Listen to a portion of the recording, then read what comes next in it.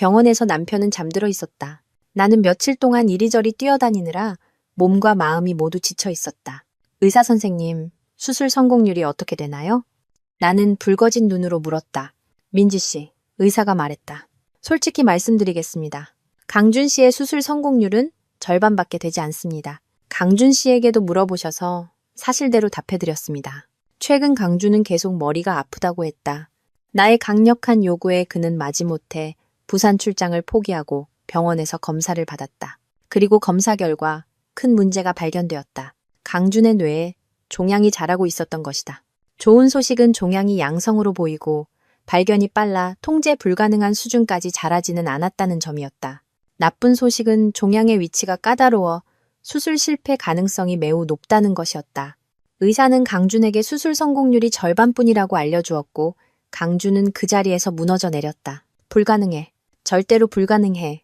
그는 현실을 받아들이지 못하고 소리쳤다. 우리 모두는 수술 성공률을 높일 방법을 찾고 싶었다. 절반의 확률이 이미 최선의 보장입니다. 그리고 환자는 반드시 제 처방에 따라 약을 복용해야 합니다. 지금 바로 수술할 수는 없고 약물로 종양을 좀 조절한 뒤에 몸 상태가 적절해지면 수술을 진행할 수 있습니다. 그럼 얼마나 걸릴까요? 1달 정도입니다. 알겠습니다, 의사 선생님. 감사합니다. 천만에요. 나는 실망한 채 병실로 들어갔다. 침대에 잠들어 있는 남편을 보니 가슴속에서 슬픔이 차올랐다. 강준 씨, 당신 너무 힘들었구나. 앞으로는 돈 버는 데만 매달리지 마. 건강이 제일 중요하잖아. 강준은 회사를 하나 운영하고 있었고 밖에서 접대할 일이 잦았다. 나중에는 부산에 지사를 설립해 매주 서울과 부산을 오갔다. 이번에 내가 강경하게 병원 검사를 강요하지 않았다면 그는 아마 또 부산으로 출장을 갔을 것이다. 나는 눈물을 닦고 일어나 그의 침대 옆 협탁을 정리했다. 그러면서 그의 가방 속 물건들도 함께 정리했다. 그때 나는 그의 가방에서 노트 한 권을 발견했다. 처음에는 그의 주민등록증과 건강보험증만 확인하려 했기에 별 생각이 없었다. 그런데 노트가 실수로 바닥에 떨어지면서 한 페이지가 펼쳐졌다. 그 위에 쓰인 글씨가 내 눈길을 사로잡았다. 유 원장, 나는 잠시 멈칫하고는 병상에 누운 남편을 흘끗 쳐다본 뒤 허리를 숙여 노트를 집어들었다. 유 원장의 글씨는 매우 날카로웠다. 강준이 이 글을 쓸 때 마음이 몹시 심란하고 감정 기복이 심했음을 알 수 있었다. 아마 수술 성공률이 절반뿐이라는 말을 듣고 충격을 받아 쓴 것 같았다. 바보같이. 나는 눈시울이 뜨거워졌다. 우리에게는 성공할 확률도 절반이나 있잖아. 나는 비통한 마음으로 그가 쓴 유언장을 읽어내려갔다. 하지만 뒷부분을 읽을수록 내 표정은 점차 굳어갔다. 가슴속의 비통함은 사라지고 그 자리를 가득 채운 것은 분노와 의욕이었다. 이 유언장은 재산 분할에 관한 내용이었다. 그는 시부모님께 재산의 절반을 남겼고 나머지 절반은 수연이라는 여자에게 남겼다. 아이를 낳아서 잘 키워달라는 말과 함께. 그런데 나에게는 단 한 푼도 없었다. 나는 그의 아내인데 유언장에는 내 몫이 단 1원도 없었다. 믿을 수가 없었다. 이수연이라는 여자는 누구지? 나는 곰곰이 기억을 더듬었다. 머릿속에 한 여자의 모습이 희미하게 떠올랐다. 예전에 강준의 비서였던 것 같았다. 꽤 젊고 예쁜 아가씨였다. 야하게 차려입고 목소리는 아주 달콤했다. 회사에서 처음 그녀를 봤을 때 그 요염하고 애교 부리는 태도가 마음에 들지 않았다. 두 번째로 봤을 때는 강준 앞에서 아양을 떨고 있었다. 책상에 몸을 기댄 채 초미니 스커트를 입은 엉덩이를 한껏 치켜들고 있었다. 두 사람 사이에 과격한 행동은 없었지만 내 마음은 극도로 불쾌했다. 집에 돌아와 나는 강준에게 다른 사람을 비서로 추천했다. 강준은 잠시 망설이더니 알겠다며 수연을 해고했다. 나는 활짝 웃었다. 강준은 언제나 모범적인 남편이었다. 내가 요구하는 것은 무엇이든 들어주었다. 결국 그가 아직 가난한 창업가였을 때 곁에서 함께 길을 걸어주고 변함없이 그와 결혼한 사람은 나뿐이었으니까. 우리의 감정은 매우 깊었다. 하지만 지금 손에 든 유언장을 보니 그저 비웃음만 나올 뿐이었다. 내 남편 강준은 이미 오래전에 나를 배신했다. 그와 수연은 계속 함께였고 심지어 아이까지 가졌다. 이 사실을 깨닫자 내 마음은 차갑게 식어갔다. 이럴 줄 알았으면 병원에 데려오지 말았어야 했다. 그의 종양이 점점 더 커져서 그냥 죽어버리도록 내버려뒀어야 했다. 강준이 퇴원할 때까지 나는 아무런 기색도 내비치지 않았다. 평소와 똑같이 행동했다. 강준은 약을 한 보따리 들고 집에 와서는 조용히 있고 싶다며 서재에 틀어박혔다. 나는 다정하게 그래요 라고 말하고는 빌라의 다른 방으로 들어가 컴퓨터를 켜고 감시 카메라 영상을 확인했다. 유 원장이 이상하다는 것을 안 후 나는 병원을 떠나자마자 집에 초소형 카메라를 설치하고 흥신소에 수연의 조사를 의뢰했다. 감시 카메라 속 강주는 역시나 조용히 있지 않았다. 그는 수연에게 전화를 걸고 있었다. 일이 좀 생겨서 못 갔어. 그냥 병원에 좀 다녀왔어. 걱정 마. 별거 아니야. 당신은 지금 임신 중이니까 몸조리 잘하고 있어. 전화기 저편에서 무슨 말을 했는지 강준이 갑자기 웃었다. 목소리는 다정했다. 알았어. 며칠 뒤에 보러 갈게. 당신들이 제일 중요하잖아. 그 웃는 얼굴은 내가 최근 며칠간 한 번도 보지 못했던 것이었다. 그는 병 때문에 심기가 불편하다며 계속 내게 짜증을 냈다.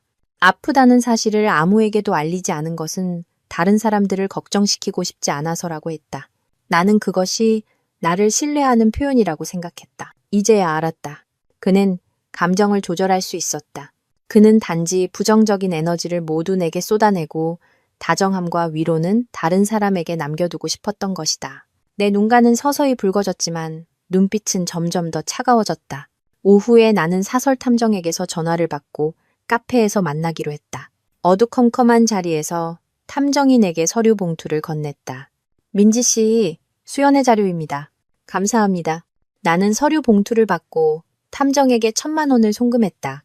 자료에 따르면 수연은 퇴사 후 부산으로 갔고 강준이 그곳에 아파트를 사주어 그녀를 숨겨주었다. 그는 또 수연을 지사 매니저 자리에 앉혔다. 부산은 멀리 떨어져 있어 내가 조사하러 갈 수도 없었고 당시에 나는 임신 준비를 위해 회사를 그만둔 터라 회사의 이후 사정에 대해서는 전혀 알지 못했다. 강준, 나한테 이럴 수가 있어? 내가 회사를 그만둔 이유는 우리가 결혼 3년 동안 아이가 없어서 집안의 의견이 분분했기 때문이었다. 검사 결과 내 몸에 약간의 문제가 있다는 것도 알게 되었고 나 역시 아이를 간절히 원했기에 집에 돌아와 임신 준비에 전념했다. 하지만 계속 임신이 되지 않았고 그로 인해 나는 적지 않은 스트레스를 받았다. 시어머니는 겉으로는 걱정해주는 척했지만 실제로는 빨리 아이를 낳으라고 압박했다. 시간이 흘러 이제 시어머니도 별 말씀이 없으셨는데 설마 강준이 밖에서 젊은 아내를 두고 아이까지 가졌을 줄이야. 강준이 부산 출장을 가야 한다고 했을 때 나는 가지 말라고 했다. 그는 일이 급해서 꼭 가야 한다며 짜증을 냈다. 꼭 가야겠어요? 의사는 안 보고요? 사실 강준이 진단을 받은 직후 나는 친구에게 연락해 해외 전문가 팀을 섭외했다. 그들이 수술한다면 성공률은 70%까지 올라갈 수 있었다. 하지만 이제 나는 더 이상 그를 위해 애쓸 마음이 사라졌다. 거기서 기다릴 수가 없대. 언제 가는데요? 강준이 물었다. 오후 1시, KTX요. 나는 고개를 끄덕이고 부엌으로 들어가 점심을 준비했다. 점심 식사는 조용했다. 거의 말을 하지 않았다. 평소에는 내가 말을 많이 하는 편이었는데 오늘 내가 한마디도 하지 않자 그도 아무것도 묻지 않았다. 언제부터 우리가 이렇게 되었을까? 강준은 건성으로 밥을 두어 숟갈 뜨고는 계속 시계를 쳐다봤다. 나는 그가 집을 나서기 직전에 서류 한 뭉치를 꺼내 그에게 건넸다. 이것 좀 사인해요. 이게 뭔데? 강준은 서두르느라 서류를 넘겨보지도 않았다. 돌아와서 할게. 당신을 위해 가입한 생명보험이에요. 내가 말했다. 수술해야 하잖아요. 보장이 있어야죠. 부산에 며칠 있어야 하니 빨리 사인해요. 강준은 시계를 한번 보더니 첫 장을 넘겼다. 위에 분명히 생명보험이라고 적혀 있는 것을 확인하고는 뒷내용은 보지도 않고 휙휙 서명을 하고 지장을 찍었다. 내가 계속 서류를 넘기는 동안 그는 초조하게 시계를 보며 서명하고 지장을 찍었다. 마치 부산에 있는 그 여자가 자기 목숨보다 더 중요한 것 같았다. 그가 이렇게 쉽게 서명한 것은 내가 진심으로 그를 위한다는 것을 알고 있었기 때문이고 내가 수연의 일을 모른다고 생각했기 때문이었다. 그래서 쉽게 서명한 것이다. 서류 서명이 끝나자 그는 서둘러 차를 몰고 떠났다. 나는 잘 가요 라고 말했다. 그가 떠난 후 나는 맨 앞에 보험 서류 몇 장을 떼어냈다. 그러자 주식 양도 계약서라는 글자가 드러났다. 오늘부터 나는 이 회사의 최대 주주가 될 것이다. 강준이 떠나자마자 나는 주식 양도 계약서를 들고 회사로 갔다. 예전에 나는 공동 창업자로서 지분이 있었고 임신 준비를 위해 경영에서 물러났을 뿐이다. 다시 돌아가는 것은 익숙한 일이었다. 강준 씨가 뇌종양 진단을 받아서 회사 업무를 제게 맡겼습니다. 나는 강준의 모든 검사 진단 보고서를 회사 고위 임원들에게 보여주며 말했다. 지금은 요양이 필요하고 수술을 준비해야 합니다. 앞으로 모든 일은 저에게 직접 보고해 주세요. 주식양도 계약서, 위임장, 각종 병력 보고서 앞에서 회사 고위층과 주주들은 만장일치로 내가 회사를 맡는 것에 동의했다. 결국 이 회사는 나와 강준이 함께 일군 것이었고 강준이 없는 상황에서 나는 그들이 가장 신뢰하는 사람이었다. 강준이 부산에서 수연과 애틋한 시간을 보내는 동안 나는 회사에서 권력을 장악하는 데 시간을 쏟았다. 나는 강준이 돌아와서 회사가 바뀐 것을 보고 어떤 표정을 지을지 기다렸다. 심지어 우리 둘이 얼굴을 붉히며 싸우고 강준이 나와 완전히 틀어지는 등 여러 가지 상황을 예상했다. 그때가 되면 권력 다툼은 피바람을 몰고 올 것이고 내가 그를 이길 수 있을지는 미지수였지만 내 권익을 지키기 위해 노력할 생각이었다. 나는 온갖 상황을 예상했지만 그가 돌아오는 길에 교통사고를 당할 줄은 꿈에도 몰랐다. 사고는 심각하지 않았지만 그의 머릿속에는 시한폭탄이 있었다. 작은 충격에도 터져버린 것이다. 나는 전화를 받자마자 병원으로 달려갔다. 강준은 응급실에 누워 있었다. 의사가 말했다. 민지 씨, 수술이 매우 위험합니다. 성공을 장담할 수 없습니다.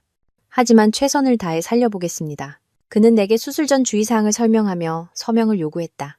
나는 붉은 입술을 살짝 올리며 말했다. 그럼 살리지 마세요. 의사는 어안이 벙벙했다.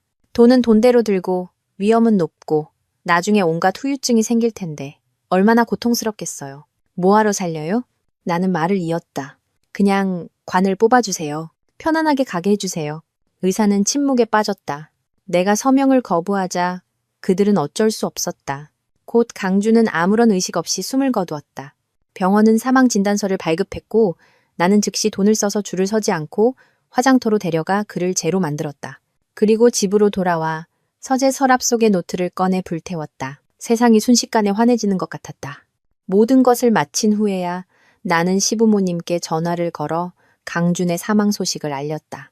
시부모님을 상대할 생각은 없었다. 결혼 생활 3년 동안 그들과 원수진 일은 없었기 때문이다. 강준의 유산은 법에 따라 시부모님께 남겨드릴 생각이었다. 두 분에게는 강준이 유일한 아들이었으므로 나는 현금을 좀 더 나누어 드리는 등 양보할 생각까지 있었다. 뭐라고? 불가능해. 내 아들이 어떻게 죽어? 시어머니가 비명을 질렀다. 시부모님은 여행 중이었고 소식을 듣고 밤비행기로 제주도에서 서울로 급히 돌아오셨다. 강준이 좀 봐야겠다. 나를 보자마자 그들은 아들을 만나게 해달라고 소리쳤다. 나는 유골함을 꺼내 보이며 평온한 얼굴로 말했다. 강준 씨, 여기 있어요. 시부모님은 믿을 수 없다는 표정이었다. 나는 사망진단서와 화장증명서를 꺼내 보였다. 그들은 여전히 믿지 않았다. 날 속이지 마. 내 아들, 얼마 전까지만 해도 멀쩡했는데 어떻게 갑자기 죽어? 나는 사진과 동영상을 직접 보여주었다. 강준의 시신 모습과 사망 후 운구차에서 나오는 과정이 모두 선명하게 담겨 있었다. 강준이 죽은 후에야 나는 친척과 친구들에게 알렸고 곧바로 누군가 시부모님께 전화를 걸어 강준의 사망에 대해 물었다. 이제야 그들은 강준이 죽었다는 것을 믿을 수밖에 없었다. 또 한바탕 통곡이 이어졌다. 나는 두 분을 빌라로 모셨다. 그들이 마음을 진정시킨 후 유산 문제를 논의하려던 참이었다. 시어머니가 갑자기 입을 열었다. 멀쩡하던 애가 왜 갑자기 죽어? 네가 걔한테 애인 있는 거 알고 일부러 죽인 거지? 나는 의심 가득한 얼굴에 시부모님을 쳐다보며 물었다. 어머님 무슨 말씀이세요? 네가 강준이 애인 있는 거 알았잖아. 시침이 떼지 마. 강준이 애인 이름은 수연이고 너도 전해본 적 있잖아. 지금 부산에 있고 강준이 아이를 임신해서 벌써 6개월이야. 그녀의 말투로 보아 강준과 수연의 관계를 그녀가 똑똑히 알고 있었다는 것을 확신할 수 있었다. 몇 년 동안 아무 일 없었는데 얼마 전에 수연이가 몸이 안 좋다고 굳이 서울 큰 병원에 와서 검사를 받겠다고 하더니 돌아간 지 얼마 안 돼서 강준이가 교통사고로 죽었어. 이 사이에 아무 연관이 없다고는 믿을 수 없어. 네가 이 일을 알고 앙심을 품은 게 틀림없어. 시아버지도 말했다. 내 마음에 캥기는 게 없다면 왜 내 아들이 교통사고 났을 때 우리에게 알리지도 않고 그렇게 서둘러 화장부터 시킨 거야? 두 사람은 마치 셜록 홈스처럼 여러 사건들을 지적하며 점점 더 내가 강준을 죽였다고 확신하는 듯했다. 그들의 흉악하고 추악한 얼굴은 전에 본 적 없는 것이었다. 그들의 추한 얼굴을 보며 나는 천천히 웃었다. 그러니까 두 분은 그가 바람 피우고 아이까지 가진 걸 알면서도 저한테는 숨기셨다는 거네요? 두 사람의 시선이 약간 흔들렸지만 잠시 후 다시 당당해졌다. 화제 돌리지 마. 네가 강준이를 죽인 거야. 지금 아무 증거도 없이 제가 강준 씨를 죽였다고 비난하시네요. 정말 대단하시네요. 나는 그들과 말싸움하고 싶지 않아. 바로 휴대폰을 꺼내 경찰에 신고했다. 경찰이죠? 신고 좀 하려고요. 제 남편이 살해당한 것 같아요. 내가 당당하게 신고하자 시부모님은 당황한 표정을 지었다. 살인사건이 연루되자 파출소에서 금방 경찰이 출동해 집을 조사했다. 가장 유력한 용의자는 저 여자예요. 도둑이 제발 저리는 거라고요. 시어머니가 소리쳤다. 나는 태연하게 그녀를 쳐다보며 아무 말도 하지 않았다. 정 형사가 먼저 화를 냈다. 조사에 방해되는 행동하지 마십시오. 시어머니는 주눅이 들어 옆으로 물러났다. 민지 씨, 왜 남편의 시신을 그렇게 빨리 화장했고 가족에게 알리지 않았습니까? 정 형사가 물었다. 나는 대답했다. 그건 강준 씨의 뜻이었어요. 그는 효자라서 부모님이 슬퍼하시는 걸 원치 않았어요. 예전에 제게 부모님이 충격받으실까봐 빨리 화장해서 장례를 치러달라고 부탁했어요. 언제 그런 말을 했습니까? 나는 얼굴색 하나 변하지 않고 말했다. 얼마 전 강준 씨가 뇌종양 진단을 받았을 때요. 나는 거짓말을 하지 않았다. 강준은 처음 진단을 받았을 때 무너져 내렸고 온갖 말을 다 했으며 충동적인 행동도 했다. 그 중에는 시신을 빨리 태워 바다에 뿌려달라는 말도 포함되어 있었다. 물론 그 역겨운 유언장을 쓴 것도 그 중 하나였다. 그리고 그 유언장 때문에 나는 그가 이미 나를 배신했다는 것을 알게 되었다. 뇌종양이요? 시부모님은 충격을 받았다. 그들은 강준이 뇌종양을 앓고 있다는 사실을 전혀 몰랐다. 나는 평온하게 말했다. 네, 강준 씨는 얼마 전 뇌종양 진단을 받고 회사를 제게 맡기고 종양 치료에 전념하기로 했어요. 원래 집에서 푹 쉬어야 했는데 굳이 부산 출장을 가겠다고 했어요. 그쪽에서 계속 오라고 재촉한다면서요. 그래서 부산으로 떠났다가 교통사고가 난 거예요. 원래는 가벼운 사고라 죽을 정도는 아니었는데 강준 씨는 뇌종양이 있어서 살짝 부딪히기만 해도 터져버린 거죠. 그래서 그렇게 죽은 거예요. 나는 냉정하게 말했다. 강준의 부모님은 그 말을 듣고 벼락을 맞은 듯 했다. 강준 씨가 병원으로 이송되었을 때 치료를 포기하셨다고 들었습니다. 정 형사가 물었다. 강준의 부모님은 갑자기 고개를 들고 나를 흉흉하게 쳐다봤다. 나는 웃으며 여전히 침착하게 말했다. 형사님, 강준 씨는 뇌종양이 터졌어요. 수술 성공률은 매우 낮았고 설령 살려낸다 해도 바보나 식물인간이 될 뿐이었어요. 남은 평생 그를 수발들고 싶지 않았어요. 게다가 그는 저를 배신하고 상간녀를 만났고 그 상간녀를 만나러 가다가 사고가 났어요. 치료를 포기한 건 아주 올바른 결정이었다고 생각해요. 경찰은 서로 얼굴을 쳐다봤다. 시어머니는 내 얼굴을 핥히려는 듯 손톱을 세웠다. 네가 강준이한테 상간녀 있는 거 알고 있었구나. 네가 꾸민 짓이야. 나는 경찰에게 말했다. 제가 한 말은 모두 사실입니다. 조사해보시면 됩니다. 병원에 모든 기록이 남아있을 겁니다. 경찰은 금방 증거를 찾아냈고 시부모님은 강준이 뇌종양을 앓고 있었다는 사실을 믿을 수밖에 없었다.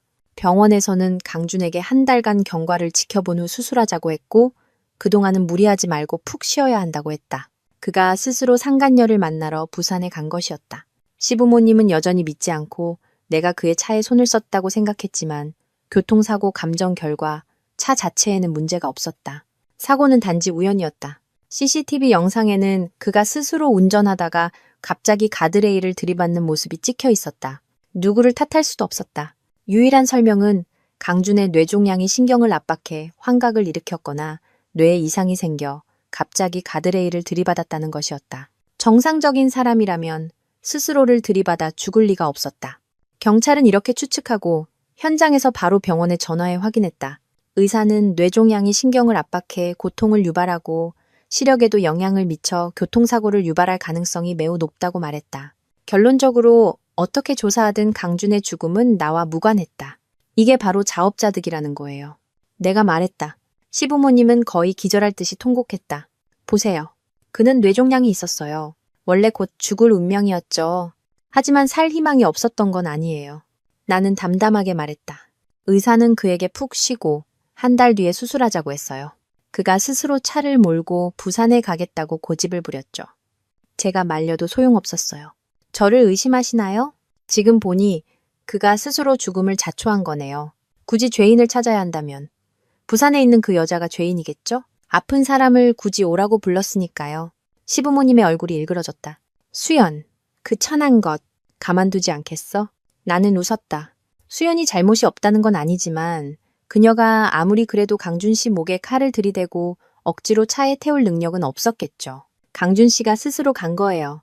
시부모님 눈에는 그들의 아들은 잘못이 없고 모든 것이 다른 사람 탓이었다. 시부모님은 풀이 죽어 돌아갔다. 나는 서둘러 주식 처리를 마무리했다. 시부모님은 하루 동안 고통스러워하다가 정신을 차리자마자 우리 집으로 쳐들어와 유산 분할을 요구했다. 특히 회사 지분을 뺏으려 했다. 나는 강준이 친필로 서명한 주식 양도 계약서를 꺼내 그들에게 보여주었다. 이건 당신 아들이 저한테 준 거예요. 불가능해. 시어머니는 시아버지보다 더 조급했다. 그 애가 지분을 전부 너한테 넘길 리가 없어. 이건 가짜야. 나는 소파에 앉아 여유롭게 말했다. 못 믿으시겠으면 필적 감정이라도 해보세요. 이게 당신 아들의 친필 서명이 맞는지 아닌지. 그래, 하자. 시부모님은 강준이 지분을 전부 나에게 넘겨줬다는 것을 결코 믿지 않았다. 그들을 확실히 납득시키기 위해 나는 변호사를 대동하고 직접 차를 몰아 그들을 감정센터로 데려가 서류를 제출했다. 사실 사적인 필적 감정은 최종 법정 증거가 될 수는 없지만 하고 나면 적어도 모두 마음속으로는 알게 될 것이다. 설령 소송을 걸어 법원에서 전문기관에 감정을 의뢰한다 해도 나는 두렵지 않았다.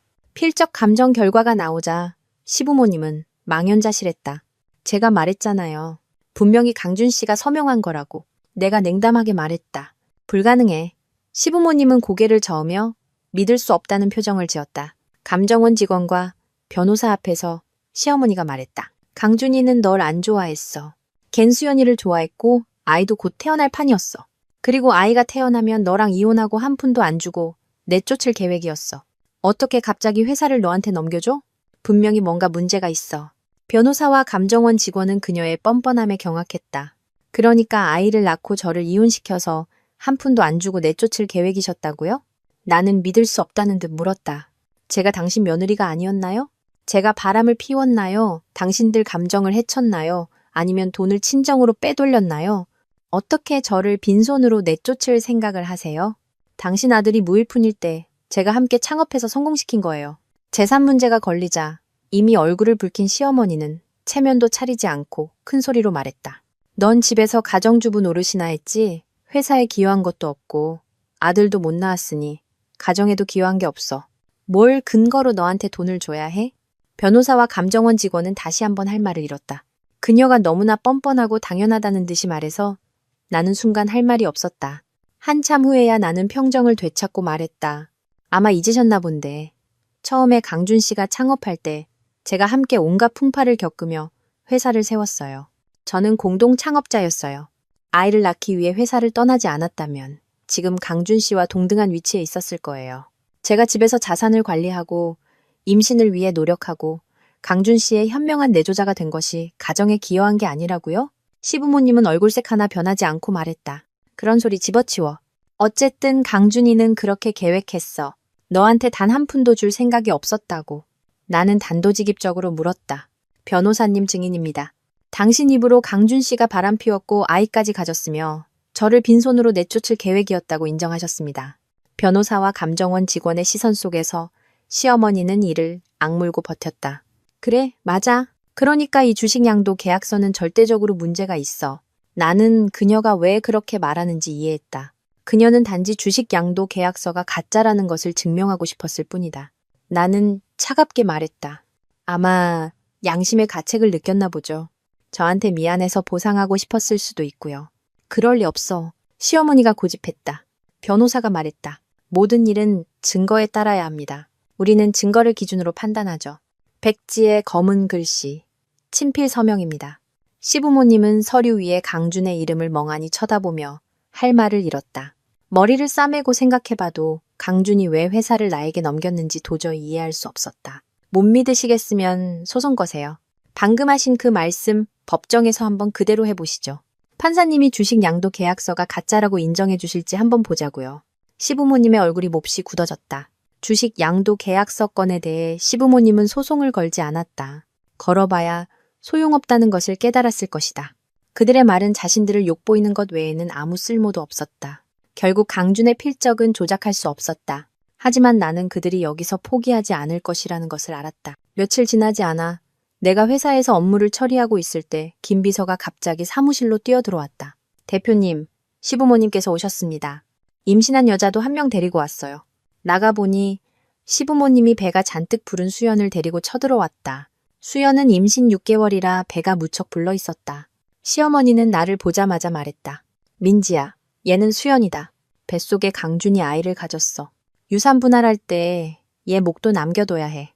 나는 시어머니를 힐끗 쳐다보며 말했다. 무슨 말씀이세요? 이 여자는 여기저기서 남자 관계가 문란하고 여러 남자와 잤어요. 뱃속의 아이가 강준 씨 아이라는 걸 어떻게 아세요? 증거 있나요? 수연이 화가 나서 소리쳤다. 저는 강준 대표님만 만났어요. 이 아이는 대표님 아이예요. 나는 태연하게 말했다. 무슨 증거가 있는데요? 수연이 말했다. 예전에 대표님이랑 제가 사귈 때 당신이 알고는 저를 해고시켰잖아요.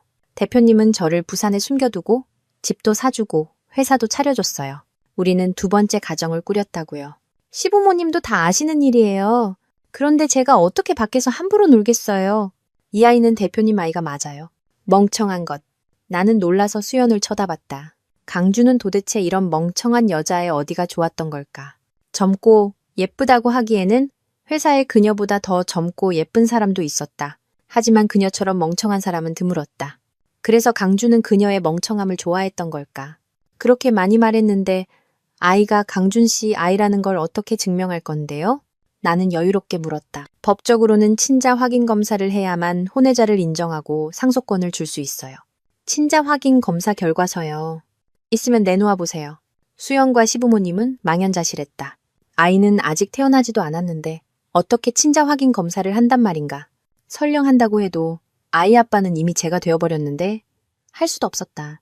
시어머니는 그제야 깨달았다는 듯 내 코를 가리키며 욕했다. 그래, 민지 너. 내가 이제 알겠다. 네가 왜 그렇게 서둘러 내 아들을 태워버렸는지. 여기서 날 기다리고 있었구나. 무슨 말씀이세요? 나는 무고한 척 말했다. 저는 강준 씨의 유언에 따라 그를 화장해서 바다에 뿌렸을 뿐이에요. 합법적이고 합리적인 일이었죠. 제가 거짓말하는 것 같으면 지옥에 내려가서 강준 씨한테 직접 물어보세요. 키가 153cm인 시어머니는 화가 나서 180cm는 될 것처럼 펄쩍 뛰며 소리쳤다. 민지, 너 정말 악독하구나. 내 아들을 죽이고 이제 나까지 죽으라고 저주를 해? 나가세요. 경비원 부르기 전에. 나는 손을 휘저었다. 시어머니와 수연은 한바탕 울고불고 난리를 쳤지만 아무것도 얻지 못하고 어쩔 수 없이 회사를 떠났다. 그들이 스스로 찾아와 소란을 피워준 덕분에 내 수고가 덜었다. 나는 즉시 감시 카메라 영상을 복사해 언론사에 넘겼다. 돈을 좀 써서 인터넷에 퍼뜨리게 했다. 곧 SNS에서는 누구나 수연이 불룩한 배를 하고 강준이 혼외정사를 했으며 자신들의 모든 일을 당당하게 말하는 영상을 볼 수 있게 되었다. 수연은 완전히 유명해졌다. 인터넷에서는 모두가 수연을 욕했다. 상간녀 주제에 어떻게 저렇게 당당할 수 있냐고.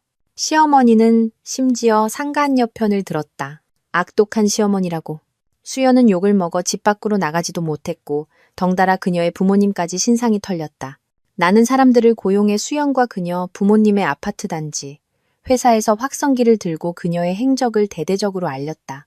이제는 SNS를 하지 않는 어르신들까지도 수연이 상간녀라는 것을 알게 되었다.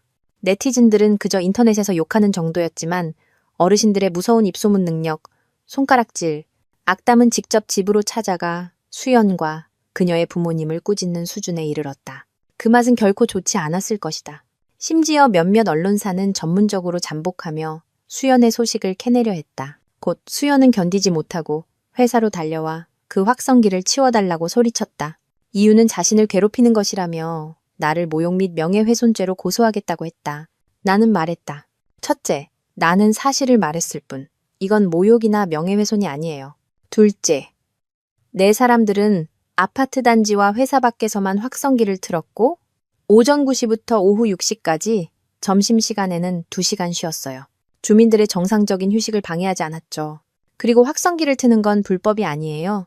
수연은 화가 나서 울음을 터뜨리더니 아예 불룩한 배를 하고 바닥에 드러누워 자해 공갈을 시작했다. 네가 날 밀어서 내 아이를 해치려고 했어. 나는 임산부야. 배상해. 나는 머리 위를 가리켰다. 저 위에 CCTV 있어요. 그리고 당신은 그 아이가 강준 씨 아이라는 걸 증명할 수도 없는데 내가 왜 배부른 소리 하면서 당신의 사생활을 해치겠어요? 눕고 싶으면 계속 누워있어요. 나는 모든 직원에게 수연이 회사에 계속 누워있도록 하고 다른 사람들은 그에게 접근하지 못하게 하라고 지시했다.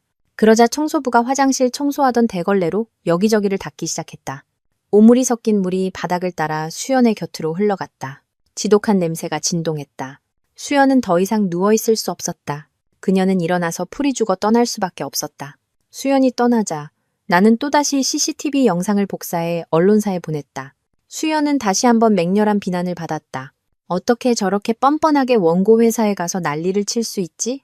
세상에, 원고가 자기를 밀었다고 누명을 씌우고 바닥에 누워서 자해 공갈을 하다니. CCTV 없었으면 원고는 꼼짝없이 당할 뻔했네.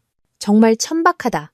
만약 수연의 이전 영상이 사람들의 경멸을 샀다면 이번 자해 공갈은 대중의 분노를 샀다. 누군가 몰래 수연의 집 앞에 오물을 뿌리고 쓰레기를 버리고 창문에 물건을 던졌다. 수연이 매일 문을 열면 문 앞에는 수많은 쓰레기가 쌓여 있었고 그것도 쓰레기 봉투 없이 국물과 물이 흥건하게 쏟아져 있어 청소조차 어려웠다. 네티즌들은 계속해서 댓글로 그녀를 욕했다. 수연은 무너져 내렸다. 그녀는 바로 병원에 입원하여 네티즌들의 폭력과 협박으로 인해 태아가 불안정해졌다고 주장하며 형사 책임을 묻겠다고 선언했다. 그녀의 집 앞에 오물을 뿌리고 쓰레기를 버린 것은 분명히 불법이었다. 네티즌들은 약간 두려워했다. 그때 내가 직접 선언했다. 그 집은 강준이 우리의 혼인 재산으로 산 것이며 소유권은 수연이 아니라 저에게 있습니다. 저는 그 집을 쓰레기장으로 개조하기로 결정했습니다. 여러분은 계속해서 쓰레기를 버리셔도 됩니다. 법적으로 그 집의 소유권 인정은 복잡한 문제가 될 수 있었지만 수연을 압박하기에는 충분했다. 집도 내 것이 아닌데 누가 널 위협했다는 거야? 친구들이 주인의 허락을 받고 쓰레기를 버린 건데 왜 외부인인 네가 참견이야? 스스로 쓰레기 냄새 맡으러 달려든 거 천박하지 않아? 견딜 수 없으면 빨리 이사가. 네티즌들의 댓글을 보고 나는 웃었다. 즉시 변호사에게 소송을 준비시켜 집과 부산회사의 모든 자산을 동결시켰다. 지금에서야 움직인 이유는 강준 그 쓰레기 자식이 정말로 수연의 명의로 집과 차를 사주었고 심지어 부산회사의 회계 처리도 명백하게 했기 때문이었다. 나에게는 그렇게 양심적이지 않았으면서 그가 혼인 공동재산을 통해 수연에게 자산을 마련해준 증거를 찾는 것은 꽤나 힘든 일이었다. 그는 당시에 나를 속이기 위해 우리 계좌의 돈을 사용해 상간녀를 부양하지 않았다. 그 돈은 내가 관리하고 있었기 때문에 조금이라도 이상한 움직임이 있으면 내가 바로 알아챌 수 있었을 것이다. 그는 부산지사를 통해 프로젝트 명목으로 돈을 세탁해 페이퍼 컴퍼니로 옮긴 뒤 그 돈을 다시 빼내 수연에게 자산을 마련해 주었다. 이런 행위는 회사와 주주의 이익을 심각하게 해치는 범죄 행위였다. 수연은 여론을 뒤집기 위해 계속 병원에서 피해자 역할을 했다. 회사와 집은 모두 비어 있었다. 나는 직접 사람들을 데리고 부산지사로 쳐들어가 경찰에 신고하고 회계 감사를 시작했다. 민지야, 이 일은 이쯤에서 그만두자. 내가 경찰에 조사를 의뢰하려 한다는 것을 알자 부산지사에 있던 시아버지가 내게 전화를 걸었다. 말투에는 이미 화해의 기미가 서려 있었다. 수연 뱃속의 아이 유산은 안 줘도 된다. 우리 법대로 하자. 나눠야 할 만큼만 나누자. 강준의 죽음이 나와 무관하다는 것이 확인되고 필적 감정까지 마친 후 시아버지와 시어머니는 수연을 데리고 회사에 와서 한번 소란을 피운 것 외에는 더 이상 나와 대립하지 않았다. 그들도 어리석은 사람들은 아니었다. 회사 지분이 이미 전부 내 손에 들어왔다는 것을 알고 나와 맞서는 것이 이득이 없다는 것을 알았던 것이다. 안 돼요. 나는 단칼에 거절했다. 강준 씨가 장부를 조작하고 돈을 세탁해서 회사에 이렇게 큰 구멍을 냈어요. 이건 더 이상 바람 피운 문제에 그치지 않아요. 제가 조사하지 않겠다고 해도 다른 주주들이 동의하지 않을 거예요. 솔직히 말씀드리자면 이번에 경찰에 신고한 건 제가 아니라 주주들의 요구였어요. 그들은 모든 자산을 회사로 회수하고 싶어 해요. 나는 거짓말을 하지 않았다. 수연의 일이 커진 후 주주들은 이미 무언가 이상하다는 것을 눈치챘다. 강준이 회사 돈을 유용해 상간녀를 부양한 것은 전체의 이익을 해치는 것이었다. 내가 조금만 암시를 주자 모두가 한마음 한뜻으로 나를 도와 상간녀를 치고 자산을 회수하는 데 협력했다. 불법적인 수단으로 얻은 자산은 설령 집과 차가 수연의 이름으로 되어 있더라도 설령 강준이 온갖 방법으로 세탁하여 증여했더라도 수연의 자산을 보존해 줄 수는 없었다. 회수해야 할 것은 모두 회수해야 했다. 이 일은 더 이상 원처와 상간녀의 싸움이 아니라 불법 범죄와 관련된 문제였다. 나는 전광석과 같은 속도로 부산지사의 모든 장부, 인감 등을 봉인하고 법원에 소송을 제기했다. 증거는 명백했다. 수연이 소문을 듣고 더 이상 아픈 척하지 않고 서둘러 병원에서 돌아왔을 때는 이미 모든 것이 결정된 후였다. 부산지사, 그녀의 집, 차 등 모든 자산이 가압류되었다. 그녀는 불룩한 배를 하고 부모님 집으로 돌아갈 수밖에 없었다. 듣자 하니 그녀의 부모님은 처음에 그녀가 부자를 낚았다는 것을 알고 무척 자랑스러워했다고 한다. 이제 재산도 사람도 모두 잃자. 그녀의 부모님은 직장에서도 버티지 못하고 명예가 완전히 실추되었다. 수연에게는 험한 말을 서슴지 않았고 가족은 쑥대밭이 되었다. 누군가 그들이 아파트 단지에서 싸우는 것을 봤다고 했다. 많은 사람들이 그들의 이야기를 하며 통쾌하다고 말했다. 나는 그 말을 듣고 냉소했다. 아직 더 후회하게 될 일이 남았는데. 당시 강주는 나를 피해서 불법적으로 회계 처리를 하는 동시에 회사 돈을 개인적으로 유용하기 위해 온갖 지저분한 짓을 했다. 일부 돈은 수연에게 쓰이지 않았지만 부산지사의 법인 대표와 재무 담당자는 수연이었다. 강준이 돈을 빼돌리는 과정에 수연이 참여했다. 설령 강준이 허위 장부를 만들었고 설령 강준이 일부 돈을 수연에게 쓰지 않았다 해도 그 돈은 모두 수연이 갚아야 했다. 이것저것 다 합치면 수천만 원에 달했다. 즉 그녀는 모든 자산을 돌려줘야 할 뿐만 아니라 빚더미에 앉게 된 것이다. 진실을 알게 된 후 수연은 두려워졌다. 그녀는 나를 찾아와 무릎을 꿇고 눈물을 흘리며 머리를 조아렸다. 언니, 죄송해요. 제가 잘못했어요. 제발 저 좀 살려주세요. 이제야 잘못을 알았다고? 왜 그렇게 어리석었어? 나는 미소 지었다. 법인 대표가 그렇게 쉬운 자리인 줄 알았어? 왜 많은 사장들이 법인 대표를 하려 하지 않는지 알아? 강준이네 가족은 널 함정에 빠뜨린 거야. 내 이름으로 돈 세탁을 하고 문제가 생기면 네가 다 뒤집어쓰게 하려고. 이제 알겠어? 수연의 얼굴이 잿빛이 되었다. 조사를 통해 나는 시아버지가 왜 부산지사 장부를 조사하지 말아 달라고 애원했는지 마침내 이해하게 되었다. 본사는 나와 강준이 공동으로 창업했고 나는 항상 일정 부분의 지분을 굳건히 쥐고 있었다. 3년 동안 회사에 가지 않았어도 나는 여전히 주요 주주였다. 게다가 당시 회사를 키우기 위해 몇 명의 주주를 더 영입했다. 모두의 공동 노력 덕분에 회사는 시장에서 자리를 잡았고 실적과 이익은 업계 최고 수준이 되었다. 하지만 강주는 점차 불만을 품기 시작했다. 그는 자신이 힘들게 일해서 일하지 않는 주주들을 위해 그리고 나를 위해 일하고 있다고 생각하며 극심한 불균형을 느꼈다. 그래서 부산지사를 설립하고 수연을 그곳으로 데려가 본사의 자원과 돈을 조금씩 빼돌렸다. 3년 동안 누적된 금액은 엄청났다. 이 일에는 시부모님과 수연도 모두 가담했다. 이것이 시아버지가 부산지사를 조사하지 말아 달라고 내게 애원한 이유였다. 개자식 강준. 그들이 날 죽이려 했어. 수연은 통곡했다. 내가 진심으로 그를 위해 회계 처리를 하고 아이까지 낳아주려고 했는데 나는 그녀를 일으켜 세우며 다정하게 위로했다. 수연아, 이제 네게 달렸어. 죄를 뉘우치고 공을 세워야 형량을 줄일 수 있어. 이제 강준 씨는 죽었고 너와 나는 재산 문제만 아니면 원수질 일도 없잖아. 죽기 살기로 싸울 필요 없어. 네가 강준 일가가 돈을 세탁한 모든 행방, 그들의 계좌, 다른 숨겨진 자산들을 나에게 알려주면 내가 너의 형량을 줄여주도록 노력할게. 그리고 네 앞으로 된 그 장부들의 행방이 밝혀지면 네 빚도 면제될 수 있잖아. 수연은 침묵에 잠겼다. 그녀의 표정이 흔들렸다. 내가 집에 3년 있는 동안 회사는 매년 상황이 나빠져 간신히 유지되고 이익은 거의 없었다. 매번 강주는 지금 사업이 어렵고 경쟁이 심하다고 말했다. 당시에 나는 그의 능력과 위로 올라가려는 결심과 담력을 보고 망설임 없이 그와 결혼했다. 강주는 담력과 능력이 매우 뛰어난 사람이었다. 나는 그를 사랑했고 매우 신뢰했다. 내가 3년 동안 떠나 있는 동안 회사가 갑자기 흔들리는 것을 보고 의심하지 않은 것은 아니었다. 하지만 나는 부부 사이에는 신뢰가 더 필요하고 한쪽 눈을 감아주어야만 잘 살 수 있다고 생각했다. 결과적으로 그는 나를 배신했다. 결국 수연은 나와 협력하기로 했다. 보슬비가 내리는 날, 나는 수연을 데리고 임신 중절 수술을 받으러 갔다. 원처가 상간녀를 데리고 중절 수술을 받으러 가다니 어디에 내놓아도 충격적인 일일 것이다.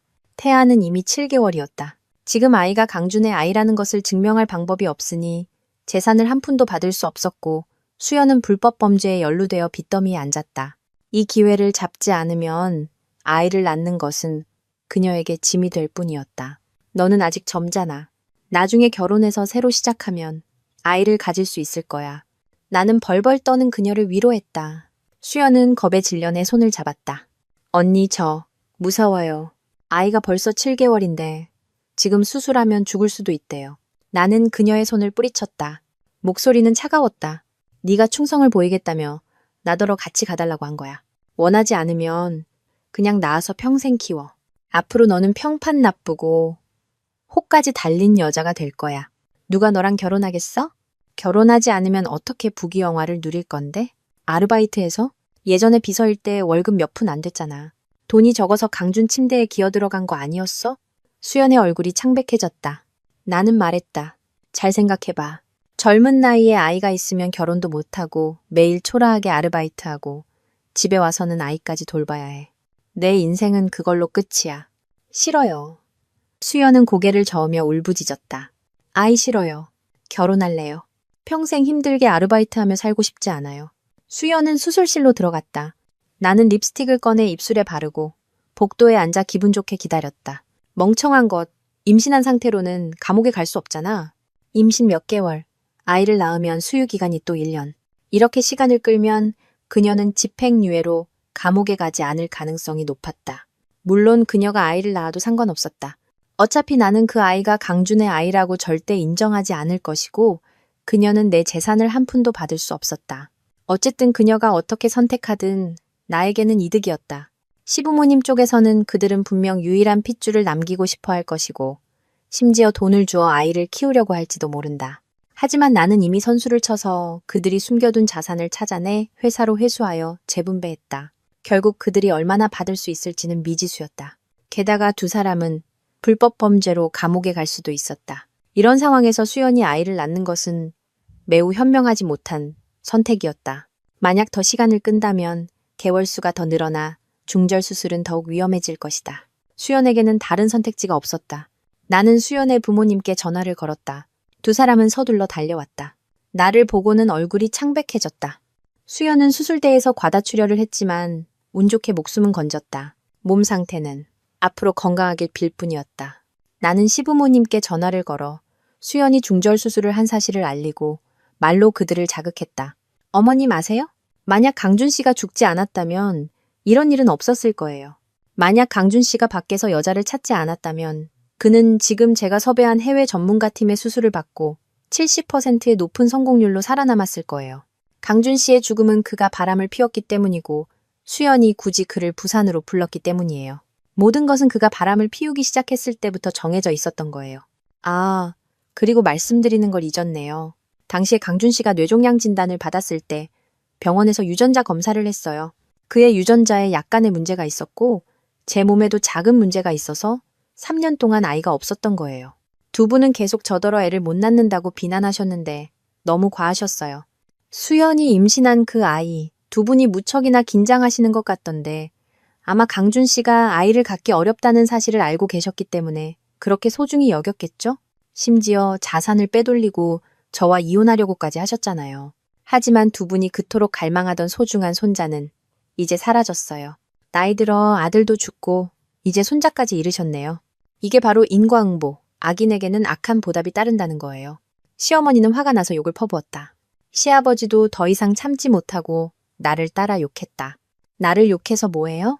수연이가 원해서 한 건데 나랑 무슨 상관이에요? 나는 탁 소리를 내며 전화를 끊었다.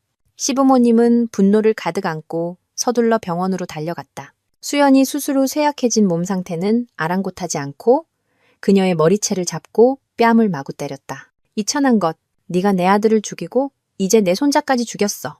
너랑 끝장을 보겠어? 시어머니는 수연의 머리채를 잡고 침대에서 끌어내리며 완전히 미쳐 날뛰었다. 원래 아들이 죽고 그들은 모든 희망을 수연 뱃속의 아이에게 걸고 있었다. 이제 수연이 아이를 지우자 그들은 완전히 절망했다. 당신들이 먼저 날 이용했잖아요. 수연은 필사적으로 저항했다. 시어머니가 그녀를 침대에서 끌어내리자 두 사람은 뒤엉켜 싸웠다. 수연이 처절한 비명을 질렀다. 배에서 피가 서서히 배어나왔다. 수연의 어머니가 밥을 사서 돌아왔다가 이 광경을 보고는 그녀 역시 달려들어 싸우기 시작했다. 수연은 다시 한번 응급실로 실려가 구조를 받았다. 절망한 시어머니의 손길은 매우 거칠었다. 수연의 배는 거의 걷어차여 터질 지경이었고 앞으로 아이를 낳을 수 있을지는 미지수였다. 수연이 정신을 차린 후 시부모님과 완전히 원수가 되었다. 양측은 물과 불처럼 대립했다. 수연은 주저없이 시부모님의 모든 증거를 나에게 제출했다. 나는 내 안목이 틀리지 않았다는 것을 발견했다. 강준은 확실히 능력 있는 남자였다. 그는 본사 경영은 잘 못했지만 다른 곳에서 하는 사업은 매우 성공적이었다. 전국 각지에 그의 자산이 있었지만 모두 시어머니 명의로 되어 있었다. 내 몫은 한 푼도 없었다. 다행히도 없었다. 왜냐하면 그 자산과 회사들 중 상당수가 불법에 연루되어 있었기 때문이다. 조사하지 않으면 매시지만 조사하면 목숨이 위태로울 정도였다. 시부모님이 소위 자주 여행을 다닌다는 것은 실제로는 대부분의 시간을 강준을 도와 이 자산들을 순찰하는 데 쓴 것이었다. 이제 이 재산들은 모두 내가 변호사팀을 고용해 온갖 방법으로 찾아내 회사로 회수하여 재분배했다. 뜻밖의 수확이었다. 나는 가끔 생각한다. 도대체 무슨 이유로 강준이 나를 그렇게 경계하고 방비했을까? 수연이 내게 답을 주었다. 그녀는 비위를 맞추며 말했다. 언니, 강준 씨는 항상 언니가 너무 강하고 똑똑해서 같이 있으면 자존심이 상하는 느낌이 든다고 했어요. 하지만 저는 다르죠. 저는 멍청해서 저랑 같이 있으면 마음이 놓인대요. 그 이유는 받아들일게. 나는 한숨을 쉬었다. 그리고 언니한테 지분을 달라고 여러 번 암시했는데 언니가 주지 않아서 언니를 아주 싫어했다고 했어요.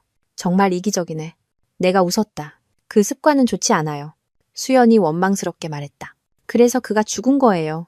나는 조금 놀랐다. 지금의 수연은 강준 일가에 대해 이를 갈며 증오하고 있었다. 하늘에 있는 강준이 이 사실을 안다면 얼마나 고통스러울까. 나는 말했다. 수연아, 넌 너무 멍청했어. 앞으로 교훈을 얻어서 다시는 상간여짓 하지 마. 부자들의 돈도 그냥 하늘에서 떨어진 게 아니야. 넌 그들을 이길 수 없어. 수연은 연신 고개를 끄덕였다. 언니 말씀이 맞아요. 시부모님은 경제범죄로 조사를 받고 결국 형을 선고받았다. 수연은 비교적 일찍 협조했고 고생도 많이 했다. 나는 약속대로 합의서를 제출했다. 하지만 범죄는 범죄였다. 그녀는 법인 대표였고 장부 조작에도 가담했다. 시부모님은 그녀를 끝까지 물고 늘어졌고 그녀는 빠져나갈 방법이 없었다. 결국 세 사람은 나란히 감옥살이를 하게 되었다. 일이 이 지경에 이르자 남은 것은 유산 분할이었다. 내가 거액을 들여 고용한 변호사팀은 큰 역할을 했다. 내 몫은 한 푼도 적지 않게 내 것이 아닌 것은 최대한 쩐취했다. 시부모님은 불법 범죄를 저질렀고 재산을 사적으로 빼돌렸다. 이런 것들이 재산 분할 판정에 영향을 미쳤다. 원래 많은 자산의 귀속권이 명확하지 않아 시부모님께 분배해도 합법이고 나에게 분배해도 합법이었는데 이제는 모두 나에게 판결이 났다. 나는 돈을 받아 순식간에 자산이 급증했다. 예전에 강준이 살아있을 때는 내가 지분을 장악하고 있었기 때문에 그가 무슨 일을 하든 내 결제를 받아야 했다. 하지만 지금은 내가 회사를 경영하고 대부분의 지분이 내 손에 있다. 누구의 의견을 구할 필요도 없다. 말 그대로 회사는 나의 동무되었다. 나는 다른 사람들이 말하는 카리스마 넘치는 여성 CEO가 되었다. 많은 젊은 남자들이 내게 추파를 던지고 밤에는 카카오톡으로 복근 사진을 보냈다가 죄송합니다. 잘못 보냈어요 라며 바로 삭제했다. 이런 자질구레한 수작에는 신경 쓸 가치도 없었다. 결혼은 나중에 다시 생각하기로 했다.